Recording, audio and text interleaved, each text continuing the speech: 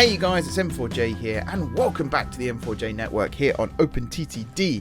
Today is going to be a bit of a two-parter, in that this part is going to be a live build, and then we're going to have a time-lapse section coming afterwards. I'm just putting my glasses on because I'm sat back in my chair, and I've just realised I can't read the screen. Also, this is going to be a video recorded, hopefully, if I remember to do it, in 4K. It probably won't be rendered in 4K. It might be, yeah, it is 4K. It might be rendered at like 1440 still. But I just want to have a look at the whole UI issues still. This is kind of my last throw of the dice. I understand still people watch it on mobile. I can't always cater for those who watch on mobile. You don't necessarily need to be able to see everything on the screen in terms of the text. But I also don't want to alienate people who choose to watch on mobile, because that's not very smart either. I just need to put my phone on silent as well, because I just realised I'm probably going to have loads of notifications coming through in a second. Let me double the interface size as well. I can't do quad size really, because it'll end up being absolutely massive and just will look awful. And then get these up like so. I really don't like how the interface size looks when you make it bigger. It's like they haven't just taken the current interfaces, like logos, icons, sorry, and scaled them up. Like this one here is an all new icon. I'm not a huge fan.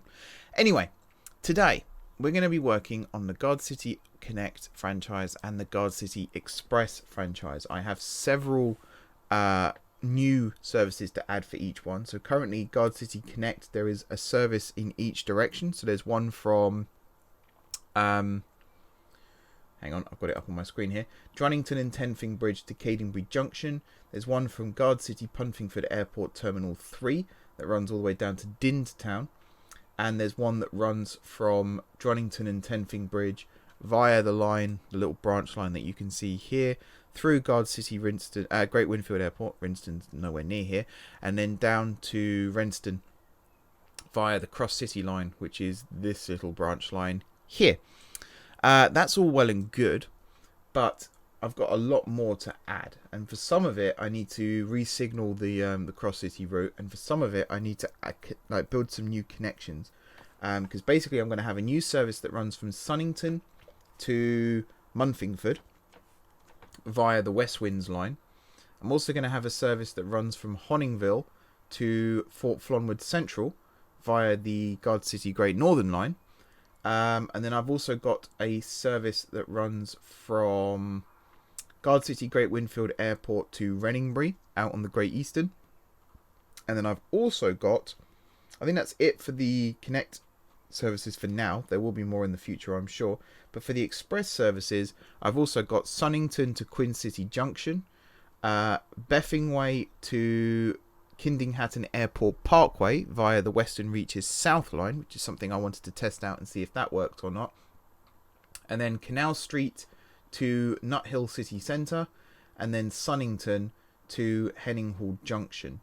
So there is plenty of services to be added today, all of which are originating from Drunnington and Plenfingbridge Connect Depot, Gardcity Connect Depot. What that does mean is, over here, for example, I need to build a new link line between this branch line, this branch line here, and the Great Western line, just so that trains can get to and from the depot if they're starting at, in fact, where are they starting from, where they need to use this? That's a good question. I might have eliminated that. Oh no, Canal Street. Yeah, trains for to and from Canal Street need to use the link line, and also trains to and from, technically trains to and from Sunnington could use this line as well, but I'm actually going to send them up the West Winds line from Drunnington and Plenfingbridge because it's going to be easier. Okay, so I'm going to get started now on just building this little link line. I'm also going to do the re-signaling work in the live build as well, because it's not going to take too long now with realistic braking, thankfully. And then we're going to move on to the next part of the episode. So this is going to be really, really simple to do. It's basically going to be a crossover here, and then a line coming off here like this, and then we're just going to build a bridge, simple bridge, up and over like so. Let's make it tied arch. There we go. And then drop down and connect. And then same on this side. I might make you join up over here, actually. Kind of like that. There we are. And then obviously make... where are we? This one here, path signal. This one here, a path signal. This one here. Actually, no, I'm going to add a new path signal there, I think. That one's going to be a path signal. And then, yeah, I'll add a new path signal here as well. And then also backwards facing path signal there. And a backwards facing path signal here, which is technically going to share the same. I'm going to copy it though rather than share it as the slow line signal. Where are we? Up here. Oh, hang on. Let's take out the deny. This is why I copy.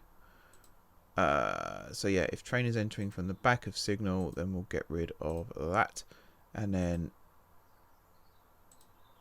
might even move this up into there like that. Let's see if that works, and then just remove this completely. Yeah, I think that'll work okay. We'll find out, I suppose, at some point. And then same with this one. In fact, has this been signaled? No, that's part of the problem then. I see. Now I remember. So yeah, we're going to redo that then. I'm also going to make it like 30 mile an hour speed limit. So if current order is that, then speed restriction. So this track is not going to be used for revenue services, or at least I don't think it will be. I don't see why it would be, to be honest. It might be used for occasional freight movements, but the plan really is not to use it for that's not what I wanted. To use it for revenue earning trains. It's purely just to get trains to and from the depot. This line up here is going to be relatively underused. I mean, it is very much underused right now in terms of revenue earning services. We've got the one Gardcity Connect train that uses this line through Plenfingbridge itself. This line here is going to get used shortly. In fact, this line...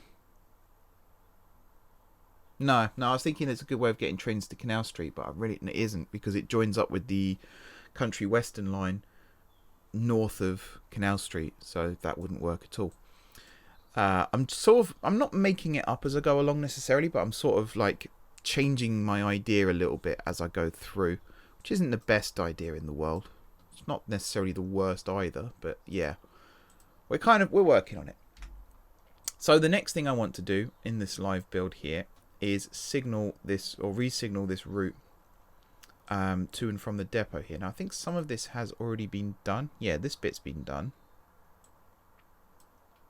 And I'm guessing this has as well. Oh, this hasn't. Unless it's been done down here. Yes, okay, it's been done down here. So, up here, trains run through here at 75 miles an hour. And I believe they do here as well. Yes, they do. Good stuff. So, I think this curve here could be taken at 75. That's no problem. As we get into Plenfingbridge, though, that's where things slow down. In fact, do I have any here where it slows it down? No? Okay. Yeah, I think 75 miles an hour through all of this is fine as well, actually, to be honest. I don't see it being an issue. But when we get to Plenfingbridge over here, but yeah, we've got some waypoints here. So this is where it slows down. And I'm going to guess it goes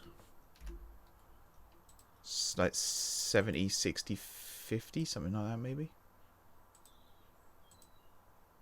I'm going to tidy up the schedules as well in a second.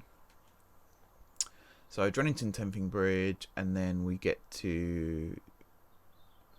So yeah, Wendington it slows down to 35, and then by the time it reaches Plenfingbridge it's also going 35.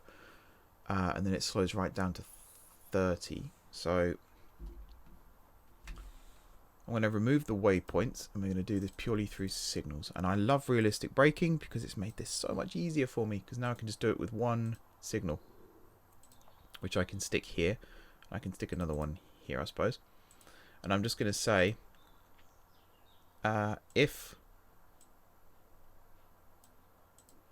cargo, come on, can carry passengers, oh, for God's sake, or if cargo can carry mail, then restrict speed. I'm going to do it to, I think, 40 here.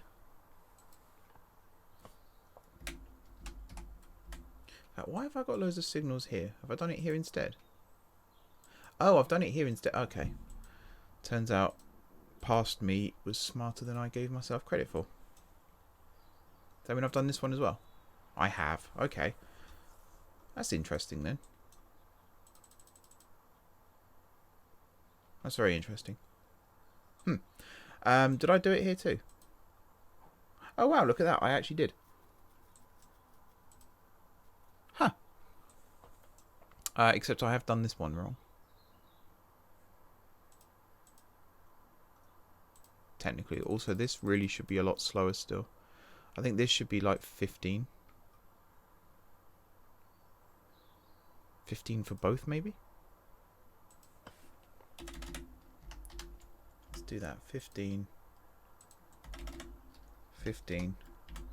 And then you are going to... no, I'm just going to do it manually, actually. 15, 15. So they go very slowly around the corner here. Okay, and then here, I'm actually going to reset this one. I'm also going to... That one's fine. This one is undefined.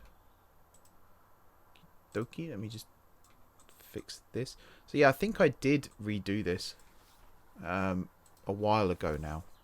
Or maybe a few months ago, if that. And I do not remember doing it, which is really interesting.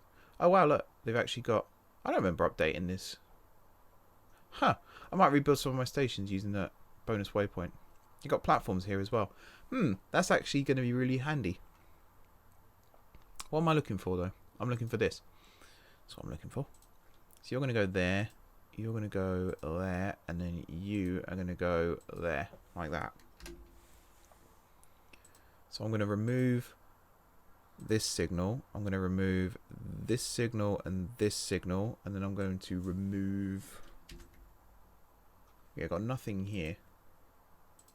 Ah, okay, now it's starting to make sense. So what's the speed limit on this one? 45, 30. I'm going to take this down to 30, 20. Actually, no, hang on. Cancel. Unshare. Now I'm going to take it down to 30, 20. So trains are going to kind of crawl through here, but it does make sense. And that's the main thing. It definitely makes sense. You are then going to share with that one. And then you are going to share with that one as well. Cool. And then somewhere... where am I? Somewhere here. You're going to jump back up to... What was it? 45, 30? And that's going to see you through to the airport. And again, with realistic braking now, I can start slowing trains down a little bit more for these stations. So I might actually change the speed limit at major stations to 30 rather than 45. And I won't have to change much in the way of signalling to do that, which I think is really cool. Okay, and then the last thing over here, I'm pretty sure I didn't do this. Maybe I did. No, I didn't. Cool. So you and you are shared, and your speed limit is going to be, I think, like 50.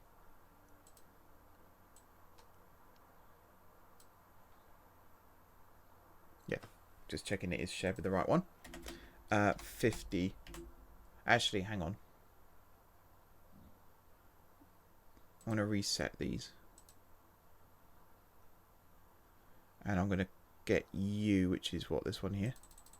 Yeah. You're going to copy from this one.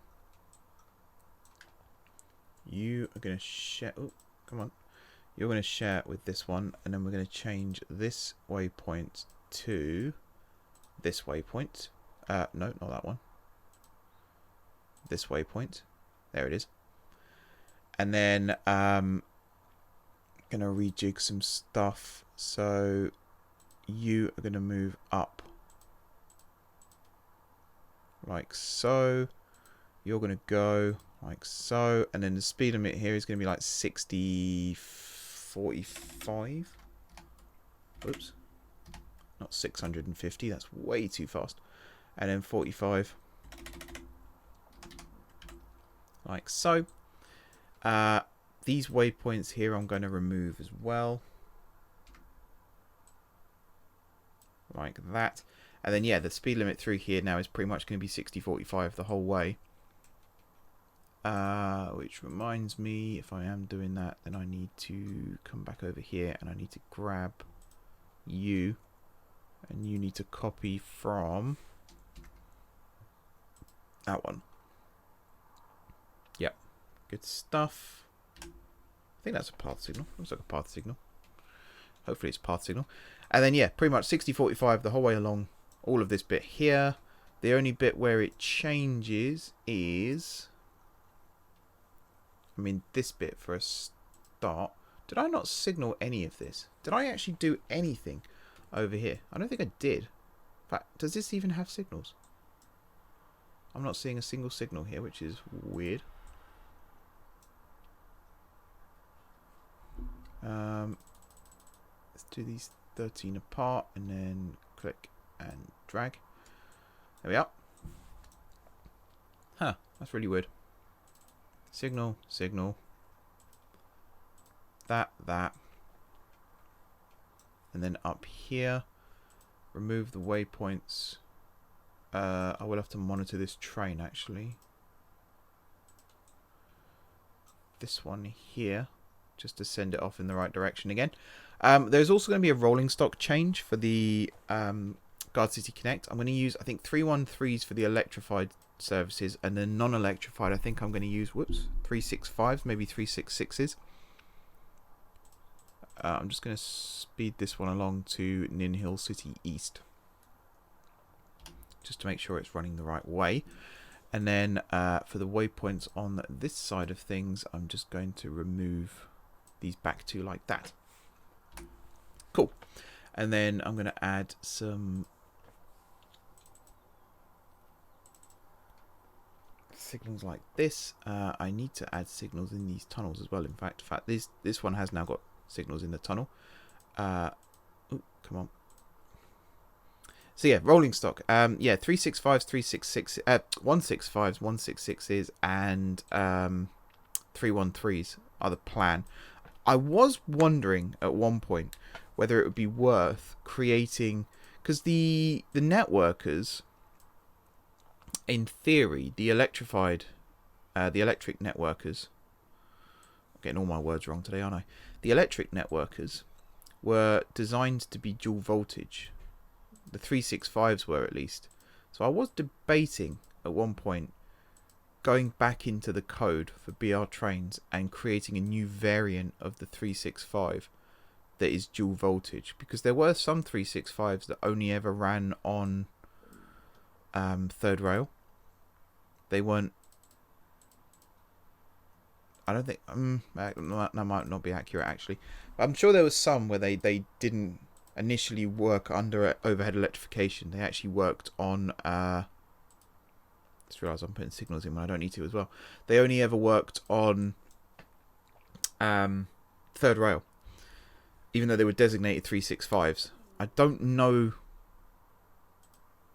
when that was, but I'm pretty sure that is the case. If that is the case, then let me know if you think that's something worth doing, or whether you think that's going beyond the realms of realism. Personally, I think it is going beyond the click on all the wrong things. Personally, I think it is beyond the realms of realism because they didn't technically exist as dual voltage. All modern day electric trains are technically dual voltage. They're always tested, so you might have seen it currently. I am actually doing this all wrong. This is really dumb. Or if next order is this. Yeah, all current, like the Electrostars, the Aventras, even if they're designed for third rail, you will always see them testing with a pantograph as well. It's just how they do things.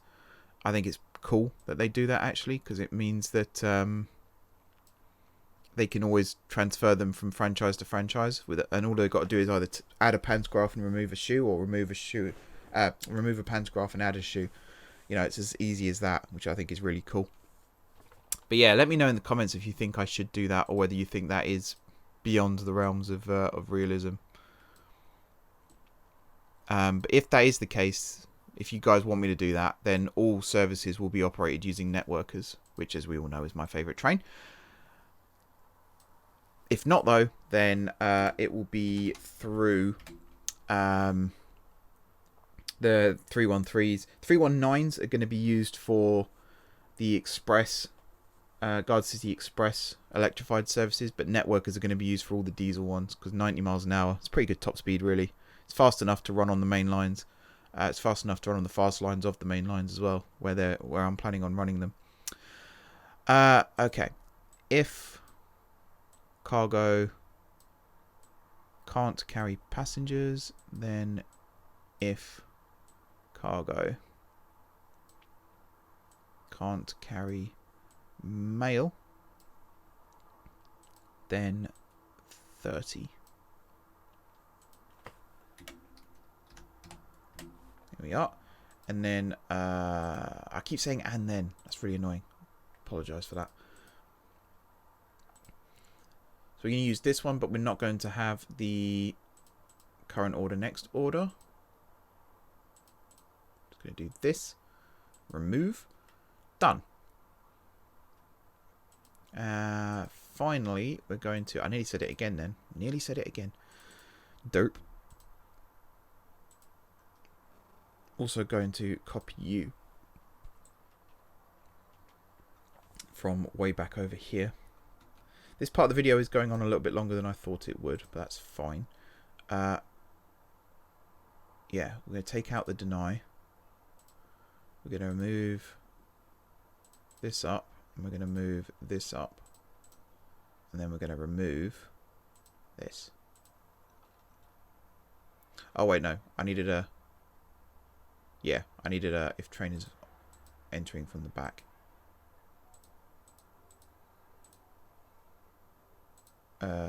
And then move you up like that. I think that's right. Find out in a bit. Right, scooch back over here. I'm actually going to keep you pinned. You're going to be our datum signal now. It's interesting talking about signals. We're having a chat on Discord the other day about blockages on networks and how sometimes simple signaling can be the solution to the problem. One of the things I love about realistic braking is it's taken away all the unnecessary signals, in my opinion at least. So for example, there are no entry signals, no exit signals, and I can't remember what the other ones are because I just don't use them. They're not needed. You know, they're just not needed. At least in my opinion, they're not needed.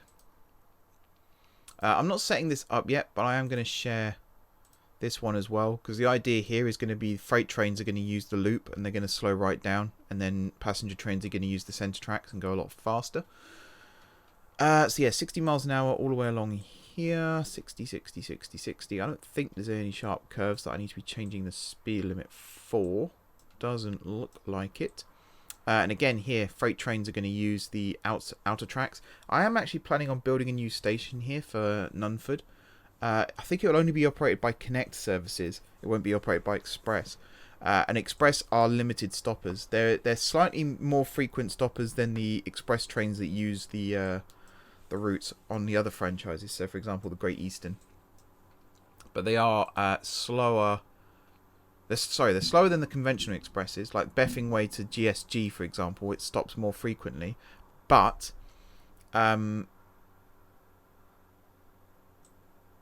it's faster than the stoppers. I completely forgot what I was going to say then. I'm having one of those days, it seems. Anyway, you're going to copy from that. As are...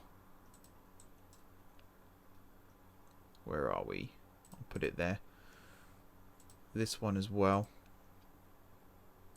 I might be a bit paranoid with some of these, like trying to slow trains down.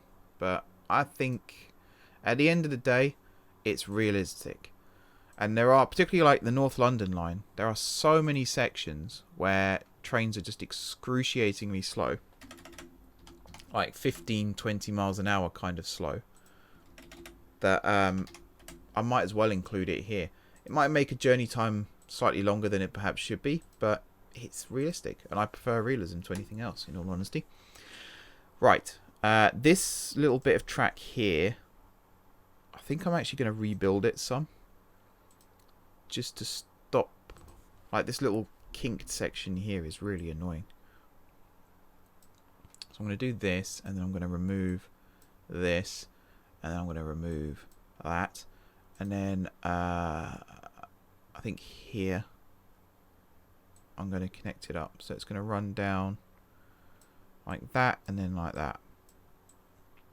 And it means I haven't got to put extra signals in here just to slow trains down, just to speed them up again. There we are. I've actually done this a lot across the network. Some people may have noticed little rebuilding jobs here and there. I've tried to keep it as sort of undisclosed as possible. Like trying not to draw attention to it basically. But there have been a lot of areas on the network that have been modified slightly. When I've started... that on the... No. Where I've started including... no wait, where's I going with the sentence? Oh yeah, where I've started including realistic braking and the new speed limit system. I've tried to rebuild sections of track like as discreetly as possible so as not to draw attention to it. I think it's worked out pretty well. Right, finally then, this signal here is going to copy but not share from this one. And then this one, yep, is going to copy but not share from this one. And I think the speed limit going into Renston is indeed 30, is it not? Yeah, 35 and 30. So this one is also going to be 35. Really, it should be 35 and 20, but yeah. And then this one, you're going to copy from this.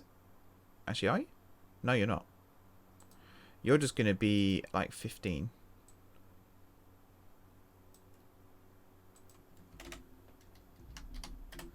And then this one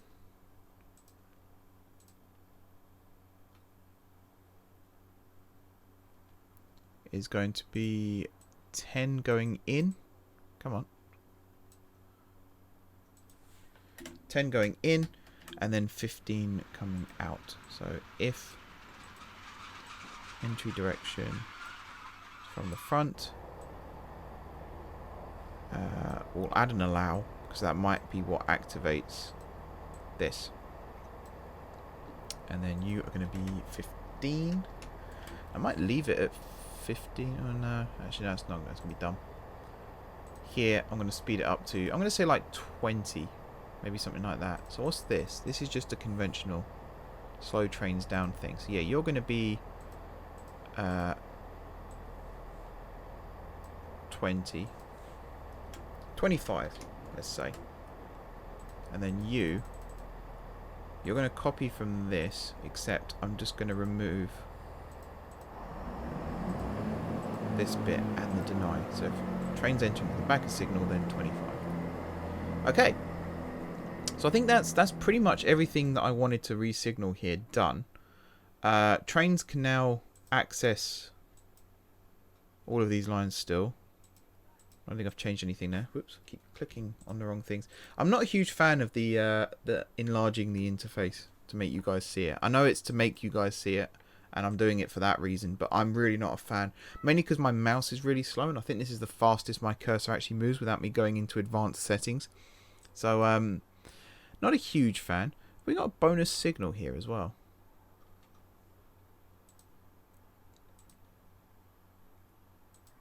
I'm going to guess you're on the bridge, yeah. That's fine. This signal here, I might just remove. I think there's one there, which I don't mind keeping. Make sure you are set up. Yep, good. You're going to remain at 25 until you hit this signal anyway, so that's fine. But yeah, I'm not a huge fan of the interface. Maybe the 4K resolution will fix things, but we'll see. Anyway, that does it for this part of the video, guys. I'm now going to go away and start a time-lapse where I'm going to add the rest of the services. I might do a voiceover during that. I probably will do a voiceover of some sort during that. Might even get some music playing as well. But whatever I do, I will see you guys very, very shortly. Okay, guys, we are back, and welcome to the time-lapse part of this week's video. So this is me adding in the brand new services that you heard me talk about at the start of the video. Basically, we're going to end up with 6, I believe, Gardcity Connect services and 4 Gardcity Express services, all of which crisscrossing across Gardcity itself, connecting up at, I'm trying to remember the names of the stations. We have, probably not the best example I've got here, actually. Where is the name of... Oh, they don't connect there. That's why I can't see it. Yeah, I'm just checking my... Plenfingbridge Tunnel is one of them, and Gunnway Bridge is the other. I do remember the other one because you can't forget Gunnway Bridge. It's one of the most famous stations on the network, pretty much. So yeah, we got lots of trains running backwards and forwards, and I'm going to talk a little bit about the frequencies. Now, I haven't tested all of the services at this point, so I can't say for certain whether or not this works. However, recently, George and Utopia on Discord have been talking to me about something called peaks and troughs, which is a script that can be added into the game, and basically it replicates peak, off-peak, nighttime, daytime passenger numbers effectively. So during the day, passenger numbers will obviously go up, and then at night, passenger numbers will go down, and during the peak times, so morning rush hour and evening rush hour, it will absolutely skyrocket.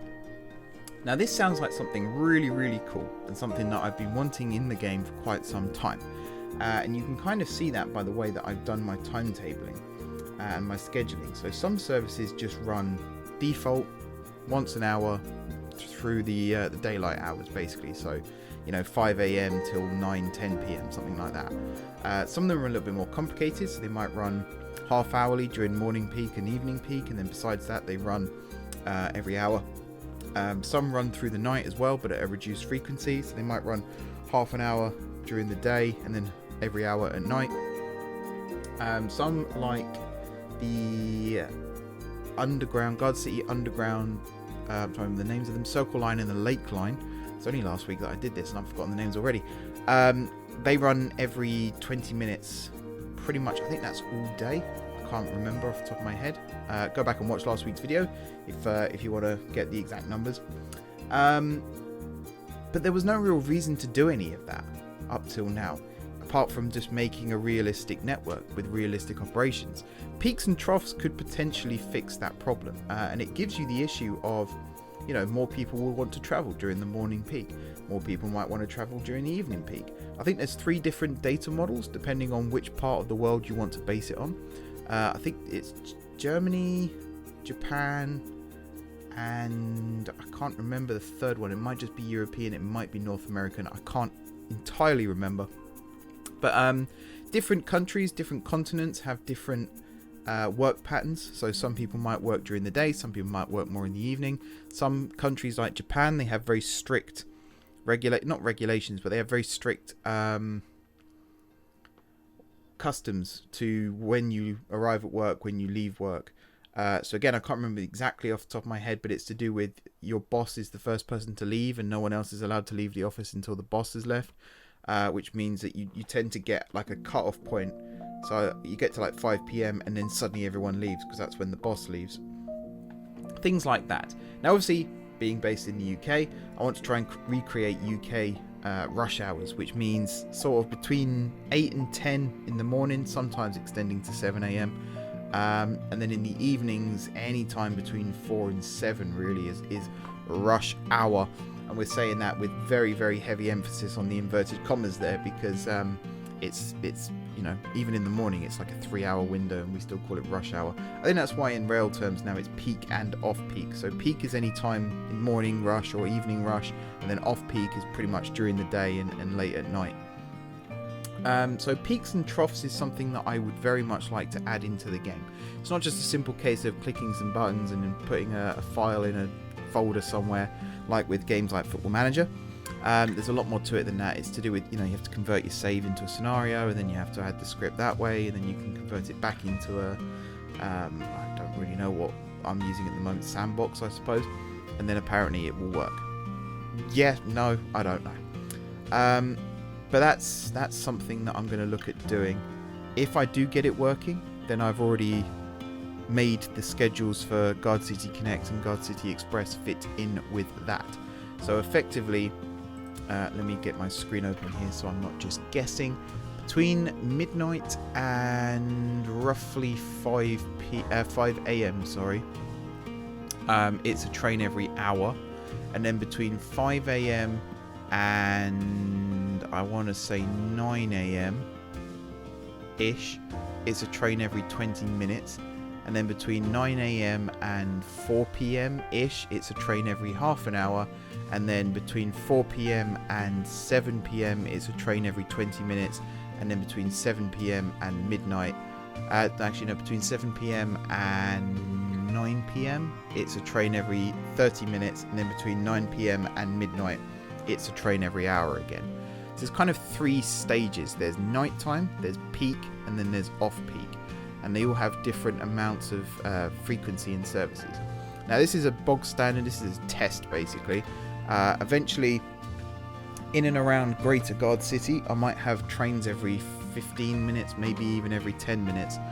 20 seemed like a good number to start with, bearing in mind again that it's kind of like with... Actually, I'll get back to that in a second. But it's basically there'll be a train running through Guard Lake every minute or so when you add all these up. Just because there's one train every 20 minutes on that service, when you think there are, I think, 4 services that run through Guard Lake on Gardcity Connect, and then another 2, maybe 3, no 2 that run through on Gardcity Express. So that's 6 trains an hour basically. 6 services an hour. So there's up to 12 trains an hour, that kind of thing. I've tried to timetable it so that they don't all meet at the same point at the choke points, but that again might not necessarily be the case. We'll have to see. But yeah, the reason I stopped myself talking just then was I was going to use the analogy of Thameslink and Crossrail. Now, in my network, the M4J network, Gardcity Connect is the name of the overall franchise, and then that's split into Gardcity Connect and Gardcity Express. Basically, Express are the more faster services, basically. I know that's a really bad way of saying it. They're the faster services. They stop less. They also stretch out further into the country.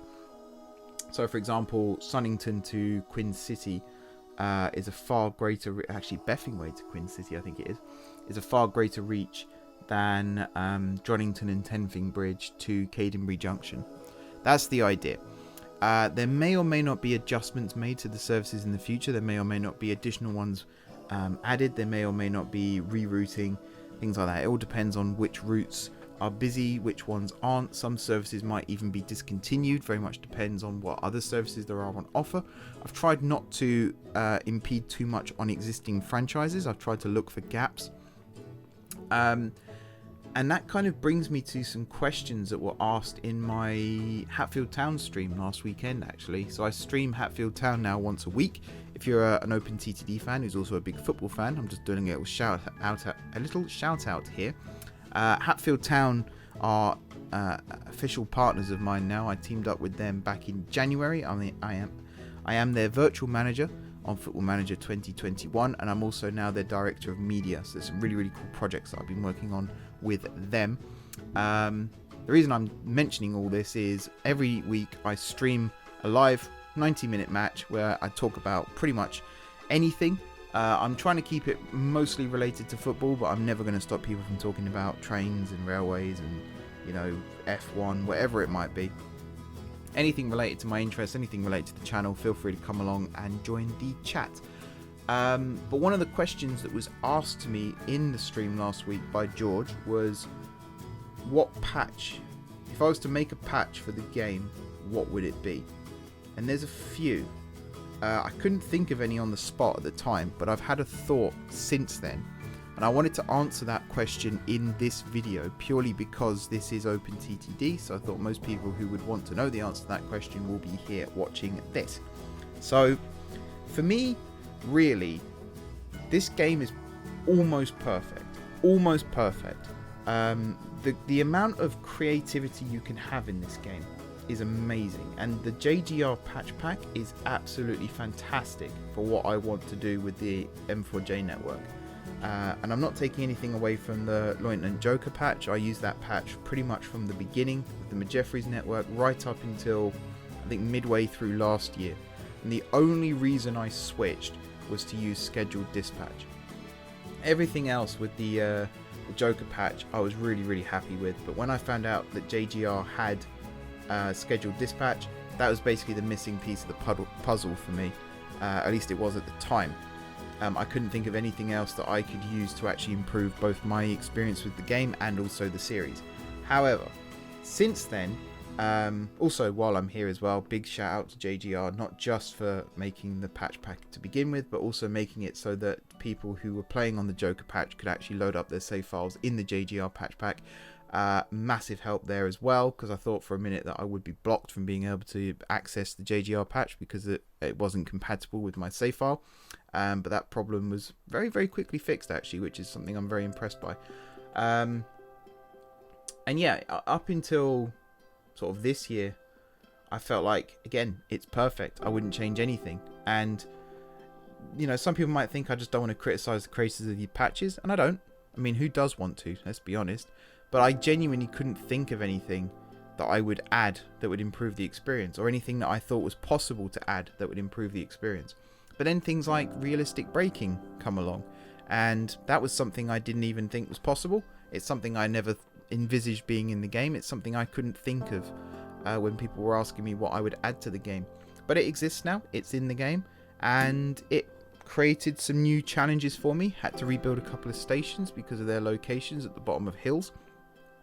I also now have to experience trains with overheating brakes, but overall, really happy with it. It's an absolute game changer. And with that in mind, there are 2/3 patches that I would work on given the chance, or I would, you know, recommend that were created. The first one is the ability to create train paths on your network. So in other words, you would have like in real life train, like the rail. Okay, hang on, let me try this again. This is something I'm not 100% knowledgeable on, so if I do make any mistakes here, feel free to correct me in the comments, because I want to learn how this system works, mainly so that I can try working with it on the M4J network. But in the UK, it's almost like you book like a hotel room kind of thing. So say between York and Leeds at 10 a.m, between the hours of 10 a.m. and 11 a.m, there might be like 4 train paths. So in other words, every 15 minutes basically a train can travel between York and Leeds. And then franchise operators and open access operators will own paths, and also freight operators, and I think Network Rail have some as well for you know, test trains and things like that.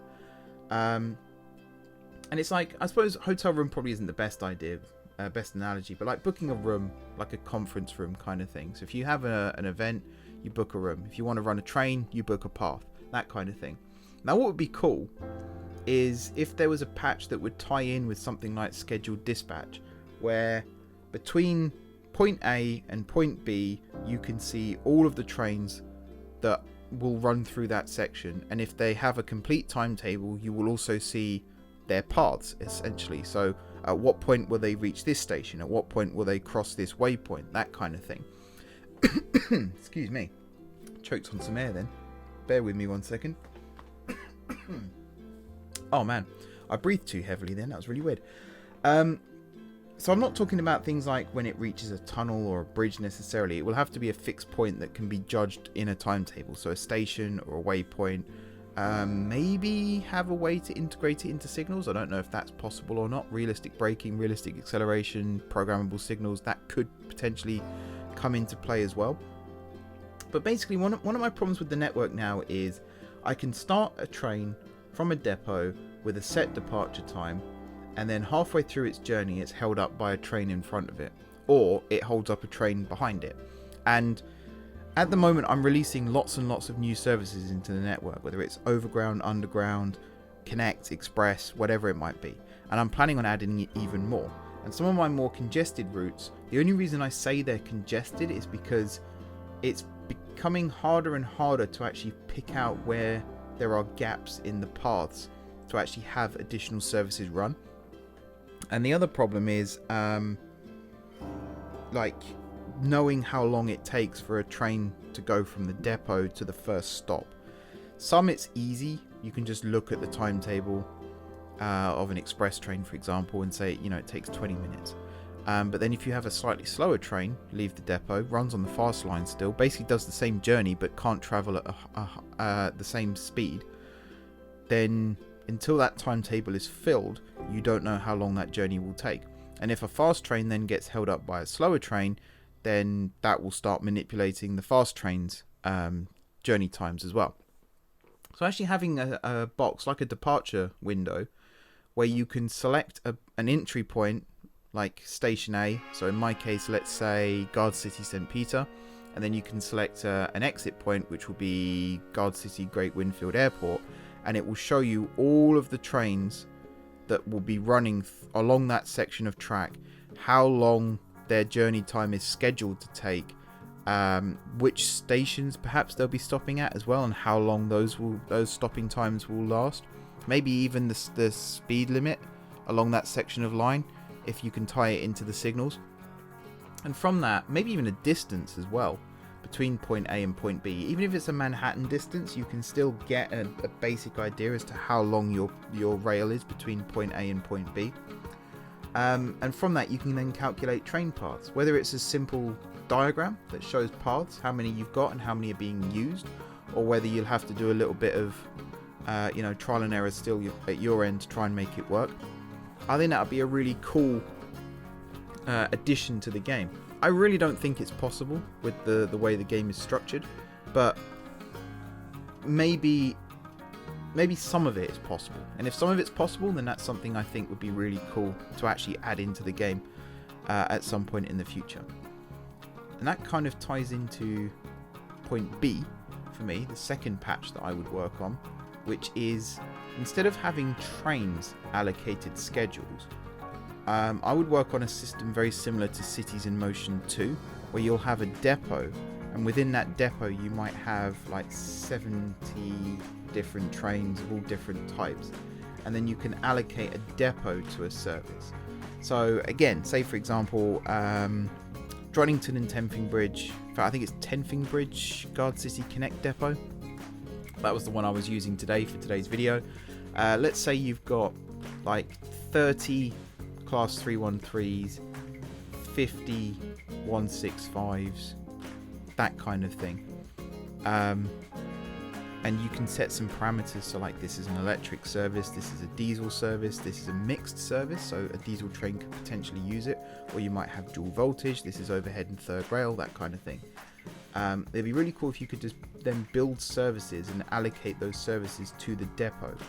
So in other words, whatever train is available that meets the parameters of that service, that then will get taken out of the depot pool and that will operate the service. It works pretty well for Cities in Motion.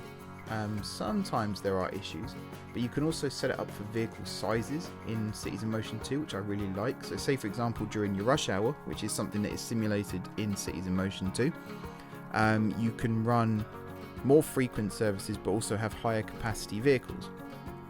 And that means that you can transport more people quickly, and you can make more money from it, which again, in a game where the object is to make as much money as possible, that's a really handy addition. So that's my second patch. The third patch, and I keep forgetting this one, I was trying to remember it just now, and I think I've just forgotten it again, which is really dumb. Let me just backtrack what I was saying a second, because it'll probably come back to me. That's really annoying, but I've just completely forgotten what it was. So yeah, patch number 1 is showing vehicle paths, particularly on rail. Like tram kind of could be valuable as well. Bus doesn't matter, ship doesn't matter, plane doesn't matter, because vehicles tend not to get in each other's way there. Patch number 2 was the assigning depots to services, and I can't remember what patch number 3 was, and that was the one that I really wanted to talk about, and I probably should have started with that one, but I was worried about forgetting about number 1. But you can kind of see where I'm going with this, where it's all about vehicles, and actually how vehicles operate, rail vehicles operate in the game, and being able to build realistic networks from that. And that's the thing that I think is still missing in this game. I did mention if I created a patch pack myself that I would include things like the shunting patch, because I think that's also something that's missing, particularly like having, for me, I would use it mostly for freight trains, having wagons dropped off and then another set of wagons picked up, and then you can pretty much run half the number of trains that I would do currently, because you can have an empty train dropped off, empty set of wagons, dropped off, and then you can couple up to a full train and take that, and then by the time you get back, the first train will be full again, ready to be taken. And then also maybe having trains split and join at like junction stations, which means you'll only need to run half as many services. So say for example, Gardcity Connect, I can have a train from Flame Junction meet up with a train from Plenfingbridge Parkway. They can couple up at Gardcity St George, and then they can run through the core section of Centrelink, which is between GSG and GSMA, as one train, and then they might get to GSMA and then split again. Now there will of course be waiting times there, and again having a path system will be handy for that, knowing exactly what time the two trains are due to arrive, and then having them couple up. Whether it's A couples to B or whether B couples to A, I don't know, whichever train arrives first basically. And then have them run as a single train through the core. That means you can still technically have like 30 trains an hour, but you're only really running 15 through the core, and waiting times and things like that can be reduced significantly as well. And I'm really annoyed that I can't remember the third patch, because I have a feeling the third patch was the best one of the 3. If I do remember it, I will try and do like a pinned comment or something on the video down below so you guys can check it out. But yeah, those are my ideas for the game, and I don't see them being possible, in all honesty. I don't see them coming to the game anytime soon. It is really interesting that OpenTTD is coming to Steam soon, and it's the like vanilla version of OpenTTD basically. So they got things like cargo distribution and things like that, but they haven't got like scheduled dispatch. They haven't got, I keep saying like a lot as well, which is really annoying. They haven't got departure boards. They haven't got scheduled dispatch. They haven't got realistic braking, things like that. And it's really interesting to see people talk about vanilla OpenTTD now, because that used to be my thing. That was all I played before I found out patch packs were a thing. And to actually see how people are still making the most of this game, nearly 20 years since the original Transport Tycoon Deluxe was released. OpenTTD is 17 years old this year. In fact, it's over 20 years. Sorry, it's nearly 30 years since Transport Tycoon Deluxe was released, and Transport Tycoon. OpenTTD is 17 years old this year, and it's coming to Steam, which is an incredible achievement for everyone involved. And the fact that there's still a lot of division amongst how the game should be played. I'm a realist. I'm a realism player. Some people aren't. Some people use it to make calculators, which I think is also, it's a very novel way of playing the game. It's a very I'm trying to think of the right word. Like, It's not something I would do, and it's not something I'm particularly interested in, but it's a very ingenious way of playing the game. You know, it's thinking outside the box, and these are very, very, very intelligent people who are doing very, very, very intelligent things. You know, me, when I play Minecraft, I just try to build things like railways and things like that. Some people use them to make complex computers. To each their own, basically, whatever floats your boat. There's no right or wrong way to play these games. It's not like FIFA, where you might try and pick the ball up and run with it. You know, there's no right or wrong way to play OpenTTD. And that's something I'll be talking about in my sub-series, which is still being worked on. I'm writing the scripts, the history of the M4J network. It is coming. Don't get me wrong, it is coming. Also, the network overview videos are also coming. I have actually got one ready to go, but I want to get another 2 or 3 done before I do that. And I'm trying to find ways to improve the videos, and resolution is something that is mentioned a lot in the comments, and I might have to go back and re-record some footage because of that, which shouldn't really hold up the process, because really what I'm struggling with right now is motivating myself to do the animations and the captions and things like that. So it's on me. It's entirely on me. There's no technical issues or anything like that. It's purely me being procrastinating and lazy. But I will get them done, and they will be up. I think I promised next week, but it might be the week afterwards. Because I'm actually having my vaccination done this weekend, which means I might be knocked off my feet for a couple of days. So, again, no promises on that. But I'll keep you guys posted. I'll be on the Discord if I'm alive and awake. Maybe alive's not the best word. If I'm awake and alert, I'll be on the Discord over the weekend. So if anyone's got any questions, comments, concerns, wants to chat about railways or the series in general, or just talk about the game, feel free to follow the link in the description down below. We've got some awesome guys there now. We've got some really good conversation going. So always, as many people as possible are invited to join in and get involved. But yeah, that pretty much does it for this episode. Sorry if this second part, by the way, is a little bit quieter than the first part. I'm recording the audio in Audacity, so I don't get any microphone issues on Premiere like I've had the last couple of episodes. And it's also 1:30 in the morning, so I'm kind of keeping my voice down a little bit, and hopefully my family can't hear me, but I'll probably get a bang on the door in the morning and a telling off for being too noisy. But yeah, that's the reason. It's actually very hot in my room as well. There's no reason why I'm recording at 1:30 in the morning. It's just I forgot to do it in the day, so decided to do it now instead, just so I can get the video rendered overnight and not have to worry about it. But yeah, thank you very much guys for watching. Don't forget to hit the like button if you enjoyed the video, and of course if you're enjoying the series so far, drop some comments down below and head over to the Discord and the Reddit. I want to get more people on Reddit as well, because the Reddit's gone a bit dead recently. So feel free to get involved on there. If you want to post any pictures of your networks or videos of your networks, feel free to do so on the Reddit, especially if the file sizes are too big for Discord. And besides all that, if you haven't already subscribed to the channel, be sure to hit the subscribe button. I've got a big subscriber boost lately because of the Hatfield Town series, but I'd like to get some more people from OpenTTD as well. So feel free to smack the subscribe button and also click the bell so you never miss an upload. And if you have already subscribed to the channel, thank you guys for your continued support. Again, really does mean a lot to me. Feel free to check out my Patreon as well. I've got some news in the future about the M4J network coming to an online server, and patrons will be invited to join me on that. So if you haven't supported me yet and wish to, link is in the description down below. Feel free to check out the tiers, and if it interests you, get involved. It's always very much appreciated. But yeah, thanks for watching again guys, and until next time, I will see you.